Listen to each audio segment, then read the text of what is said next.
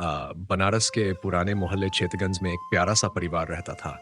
इस परिवार में 3 बच्चे थे। सबसे बड़ा भाई रौनक, दावा साल का समझदार लेकिन गुस्सैल लड़का, बीच में अंजलि 18 साल की चंचल और नटखट लड़की, और सबसे छोटा अनमोल जो बस 22 साल का था और सबका लाडला था। हमेशा की लड़ाई, तीनों में आए दिन किसी न किसी बात पर लड़ाई हो जाती। कभी पेंसिल के लिए, कभी टीवी के रिमोट के लिए, तो कभी सिर्फ इसलिए कि कोई दूसरे की चीजें छू क्यों रहा है। रौनक को लगता कि वो बड़ा है इसलिए सब उसकी बात माने, लेकिन अंजलि उसे टक्कर देने में पीछे नहीं रहती। अनमोल मासूम था, पर जब दोनों भाई बहन लड़ते तो कभी किसी का साथ देता तो कभी किसी का, और कभी खुद ही रोने लग जाता। एक दिन कुछ ऐसा हुआ। एक दिन रौनक और अंजलि में फिर झगड़ा हुआ। अंजलि ने गुस्से में आकर रौनक का स्कूल बैग फेंक दिया, जिससे उसकी नोटबुक फट गई।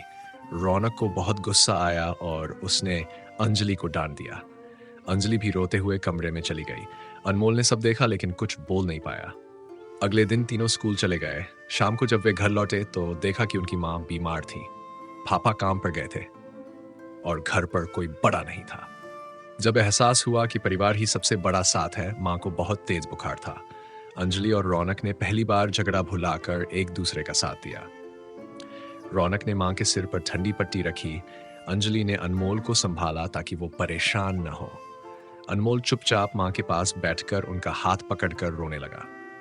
रात को जब माँ को थोड़ा आराम मिला तो रौनक और अंजलि ने एक दूसरे की तरफ देखा।